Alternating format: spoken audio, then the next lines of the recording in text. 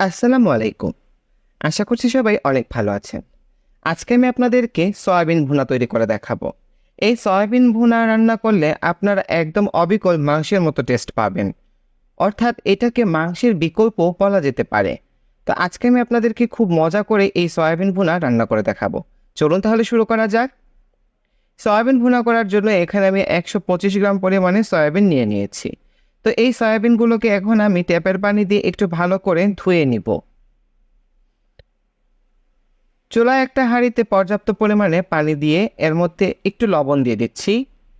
পানিতে বলক উঠে গেছে অলরেডি। এখন আমি এই বলক ওঠা পানির মধ্যে সয়াবিনগুলো দিয়ে দিচ্ছি। এই সয়াবিনগুলো পানির মধ্যে আমি 4 থেকে 5 মিনিট জাস্ট একটু সেদ্ধ করে নিব। এগুলো সেদ্ধ হয়ে গেলে সয়াবিনগুলো চিপে এক্সট্রা পানিটা ফেলে এটাকে রেখে দিতে হবে। দেখুন আমার সয়াবিনগুলো এখন সেদ্ধ হয়ে গেছে। এইবার চুলায় আমি আরেকটা হাঁড়ি বসিয়ে দিলাম। এর মধ্যে আমি দিয়ে দিয়েছি 3/4 কাপ পরিমাণে সয়াবিন তেল। আপনারা চাইলে এটা সর্ষের তেলও রান্না করতে পারেন, সেক্ষেত্রে এটা খুবই মজা হবে। তেলটা একটু গরম হয়ে যাওয়া পর্যন্ত অপেক্ষা করছি। তেল গরম হয়ে গিয়েছে, এখানে আমি দিয়ে দিচ্ছি 1.5 কাপ পরিমাণে পেঁয়াজ কুচি। পেঁয়াজ কুচি দিয়ে আমি একটু ভালো করে এটাকে নেড়ে দিচ্ছি। চুলার আঁচটা মিডিয়ামে থাকবে। এইভাবে এটাকে একটু নেড়ে চেড়ে পেঁয়াজটাকে একটু হালকা আমি ভেজে নিলাম। এই মনে করুন 2 মিনিট। এবার এখানে আমি কয়েক টুকরা দারচিনি, তেজপাতা আর 5-6টা এলাচ দিয়ে দিলাম। আবারও এটাকে 5 মিনিটের মতো ভেজে রান্না করে নিব। প্রায় 5 মিনিট হয়ে গেছে দেখুন। এখন এখানে আমি দিয়ে দিচ্ছি সামান্য একটু পানি। পানিটা দিয়ে এখানে আমি 2 টেবিল চামচ পরিমাণে আদা বাটা এবং 2 টেবিল চামচ পরিমাণে দিচ্ছি রসুন বাটা। এবার এগুলোকে আরও 1 মিনিট একটু রান্না করে নিব। এখন এখানে আমি 2 চা চামচ পরিমাণে মরিচের গুঁড়া, 1 চা চামচ হলুদের গুঁড়া, 1 চা চামচ পাঁচফোড়ন গুঁড়া আর 1 চা চামচ পরিমাণে জিরার গুঁড়া দিয়ে দিলাম। এই হচ্ছে আমার মশলা। খুবই সিম্পল মশলাগুলো দিয়ে আজকে রান্না করে দেখাবো, যা বাসায় অ্যাভেলেবল থাকে।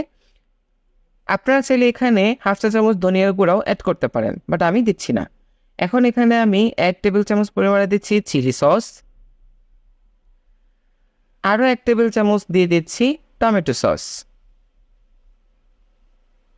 দিয়ে দিলাম। এখন আবারও এই মশলাটাকে 3 থেকে 4 মিনিট একটু কষিয়ে নিব। মশলাটা আমার বেশ ভালোভাবেই কষানো হয়ে গিয়েছে। দেখুন কত সুন্দর তেল ভেসে উঠেছে। এখন আমি দিয়ে দিচ্ছি লবণ। লবণটা আপনারা স্বাদ মতো অ্যাডজাস্ট করে দিয়ে দিবেন। আবারও একটু নেড়ে নিচ্ছি। এইবার সেদ্ধ করে রাখা সয়াবিনগুলো দিয়ে দিচ্ছি। এই সয়াবিনগুলো থেকে কিন্তু সেদ্ধ করার পরে আমি চিপে পানি ফেলে দিয়েছিলাম। আপনারা কিন্তু এই কাজটা অবশ্যই করবেন। এখন এই সয়াবিনটাকে 7 থেকে 8 মিনিট খুব ভালো করে কষিয়ে নিব। চুলার আঁচটা এ পর্যায়ে একটু হাই থাকবে। খুব ভালোভাবে কষিয়ে নিতে হবে এটাকে। খেয়াল রাখতে হবে তলায় যেন পোড়া না ধরে। প্রায় 7 থেকে 8 মিনিট এই সয়াবিনগুলোকে আমি খুব ভালো করে কষিয়ে নিয়েছি। এবার এখানে আমি দিয়ে দিচ্ছি 2 কাপ পরিমাণে পানি। পানিটা দিয়ে আমি আরেকটু নেড়ে চেড়ে দিচ্ছি। চুলার আঁচটাকে এবার মিডিয়াম টু হাইয়ে করে দিয়ে এখন এটাকে আমি ঢেকে রান্না করব যতক্ষণ না পর্যন্ত সম্পূর্ণ ঝোলটা গাঢ় হয়ে যায়। আমি প্রায় 15 থেকে 20 মিনিটের মতোই সয়াবিনগুলোকে আর একটু রান্না করেছি এবং দেখুন এখন এই ঝোলটা বেশ গাঢ় হয়ে গিয়েছে। এ পর্যায়ে এটাকে আমি এখন চুলা থেকে নামিয়ে পরিবেশন করে দিব। তো সয়াবিনগুলোকে আমি পরিবেশন করে দিলাম। দেখুন জাস্ট আপনারা এর টেক্সচারটা কতটা সুন্দর হয়েছে। এবার এই সয়াবিন আপনারা ভাত, পোলাও, রুটি কিংবা নান আপনারা যে কোনো কিছু দিয়ে এটাকে খেতে পারেন। দেখুন কতটা সুন্দর হয়েছে। আশা করছি আজকের রেসিপিটি আপনাদের ভালো লেগেছে। সবাই অনেক বেশি ভালো থাকবেন, সুস্থ থাকবেন এই কামনা জানিয়ে বিদায় নিয়ে নিচ্ছি। আল্লাহ হাফেজ।